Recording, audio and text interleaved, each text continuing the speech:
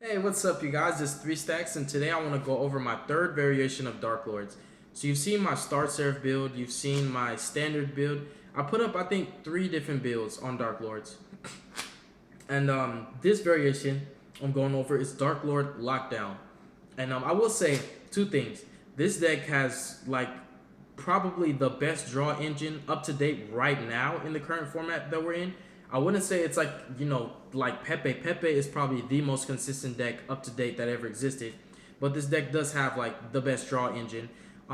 It's geared to go first, my build, so I'm side decking my Twin Twisters. Any outs that I have to like problematic back row pendulum scales, I'm side decking it because I want to go first. So I don't want anything to interrupt my combos. I don't want to draw a Twin Twister that I can't use right now because I'm going first. And also, when you're side decking with this deck, it draws so much that your side decking cards, you almost always see them. So you don't have that problem where, I side deck, but I never got to draw my side deck card, so that's why I lose. You don't have that problem with this deck. So let's hop right into this main deck. Triple Yugioh. She is the absolute #1 best Darklord card, and she's sexy. And this deck has fallen out of favor. It's not very popular anymore, but I like that because when a deck gets too popular, when it gets too good, what happens? It gets banned, and then people stop playing it. And I don't want this deck to go away. I think it's really amazing, and it's a creative deck, and a lot of people can do different things with it. But nonetheless, Triple Yugioh, because she's the draw power of the deck, and she just really helps you to function. Triple Superbia. Superbia is the best, probably the best fairy monster that ever existed, simply because his effect is generic. He can special summon any fairy from your graveyard when he's special from the graveyard, which in old school fairies with Athena and Master Hyperion, stuff like that, Superbia was outstanding. So, in my personal opinion, he's not only the best Dark Lord, but he's the best fairy in the game. He really is that broken. And then Triple Nastin. This guy is kind of an MVP because every single Dark Lord, aside from Nastin, has to get special summoned through something else supporting it. For example, Dark Lord Contact or Superbia's effect. Every Dark Lord except for Nastin cannot get itself onto the field. So Nastin is a must-have at 3 because you need that field presence. You need to load your grave for Dark Lord cards so you can apply them, shuffle them to the deck, and he just helps you. And you always have ammunition for his effect. He gives you access to rank 7s. So I think he's just really, really phenomenal, and I think he is necessary at 3. Absolutely amazing, absolutely phenomenal. Just kidding. But he is that broken. And then 2 douchebag. I like this guy a lot. The fact that he can recycle your Yugiohs, he can pitch himself and, like, for example, a Dark Lord Rebellion, add him back to the hand, leave the Rebellion engraved, then you can activate that Rebellion right away. Really good. Tribute your Christia so you can get out of your own lock so that you can OTK. Just amazing. There's so many things that make this guy good. I like douchebag a lot, and I like his artwork. Then 2 of the cheap Zerados. I do still need to go max rarity on this deck. It's almost all hollows except for the 2 Vanities Fiends that I just put in, which are a rare and a common. But nonetheless, I'm going to go max rarity on this deck, and these will be the secret rares very soon. But Zerato is powerful. He helps you when you're going second. This deck really is good whether it goes first or second, but you want to go first so that you can lock your opponent down and just pretty much guarantee that you win. So it's almost like if you get to go first, you're going to win. And I do love Zerato a lot because he just Raigekis your opponent's field, and you're never going to have to worry about him dying on in-phase because you're just going to overlay him into a rank 8 anyways. And then the Morningstar, because he's too broken as a comeback.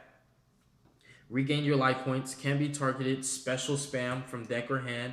Really, really broken. I like this guy a lot. He really is an amazing one-of. I think he puts in a lot of work, and people really are sleeping on his effect. And I call this guy Taz, like the Tasmanian Devil from Looney Tunes.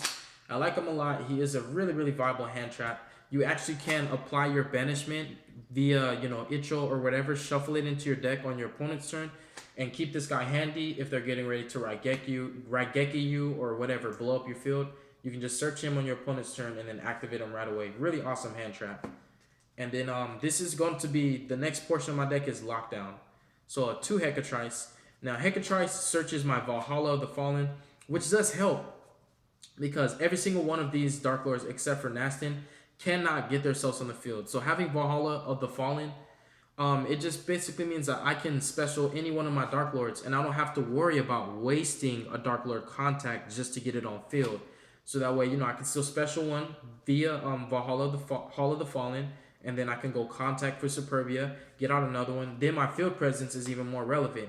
And another cool thing is Valhalla Hall of the Fallen lets me just special summon Christia from my hand while I control no monsters, and that just means I've already won. So it's really good. So Hecatrice is part of the lockdown because he lets you special summon a key crucial component of your lockdown. He also lets you special summon another part of your lockdown. And I'm running 2 of each. I don't like 3s because I run 3 of my combo pieces, stuff that I really think I need to see, but I'm not running 3 Arcana Force the World, nor am I running 3 Christia because they're not very mandatory.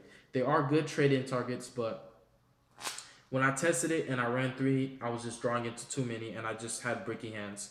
So these are awesome. You can special summon Arcana Force the World or Arclord Christia off of the Hall of the Fallen, and this just says either you're not playing Yu-Gi-Oh or you're not playing Yu-Gi-Oh for 1 turn, which is amazing because the way you're able to just keep special summoning him from the grave using Darklord Superbia,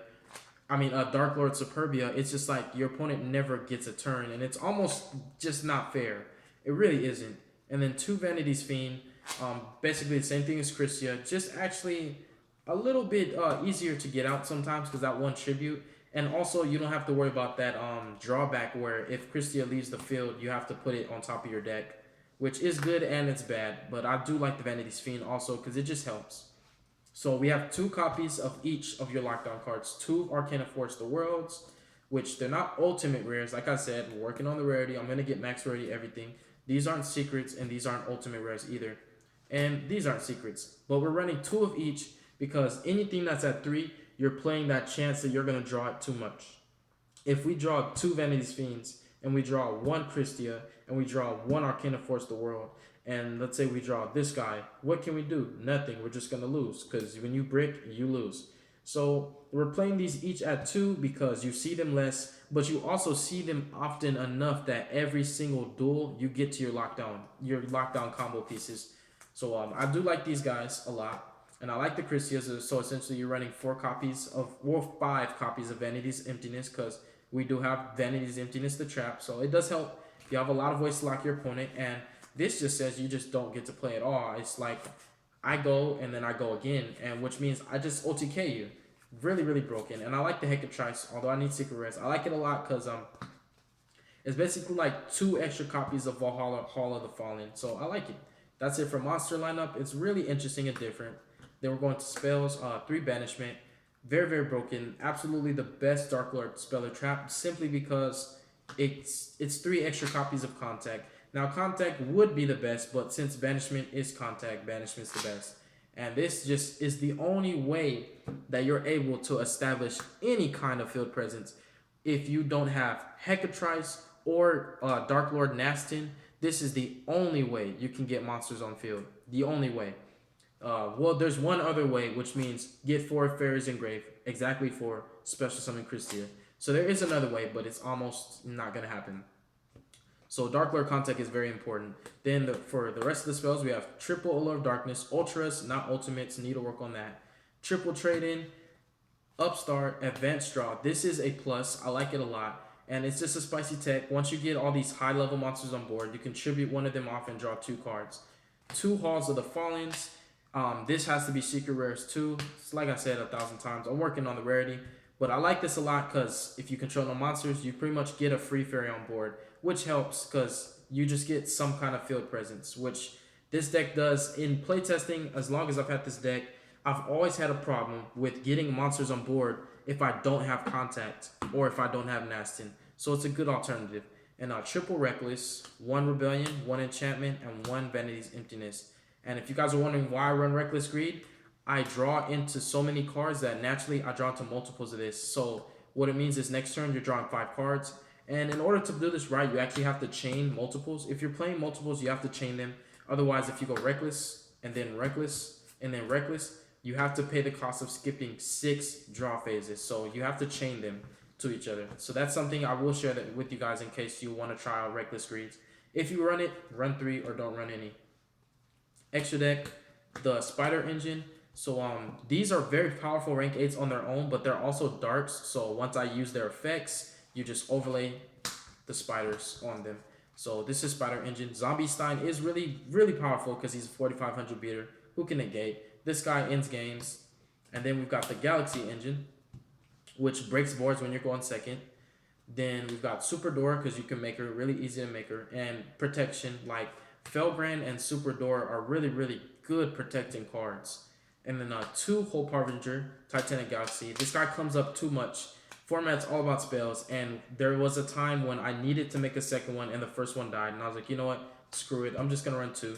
And I will note, this card is going up in price. It's kind of fluctuating, but last time I checked, it was like 20 something bucks, and it used to be $9.99. So you guys be careful, pick some up while you can before it gets too expensive. Then Draco Sack, Beatrice, Utopia of the Beyond, and Virgil, because you can special summon Virgil once Beatrice dies. And what Beatrice does is send any Darklord spell or trap that you need at the moment, apply it, pay 1,000, shuffle it into the deck. So she's just really nutty with the combos. And Virgil just lets you draw a card if he dies. So, well, also he is a level 6 if you want to go into another rank 6 and make Utopia Beyond. So that's it for now, you guys. It's a really amazing and fun, incredible, awesome deck. Tell me what you guys think. I do like it a lot. And if you guys are a fan of control decks like I am, you will definitely love to try this lockdown. It is just amazing. It's like just too broken. And I've tested this deck since I made it, and it's just very consistent with going for the lockdown almost every single duel. So yeah, God bless you guys once again. You guys have a wonderful day, and I hope to see you soon. And show us some support, show us some love. My homeboy Nuno G in Vegas, he's actually the captain of the Vegas team. I'm going to give him my YouTube password and my login so that way he can go to Team King of Games and start uploading videos. So you guys will see content coming from Las Vegas very soon. So stay tuned for that. I'm really excited, and I hope to see you guys again. Oh, no. No.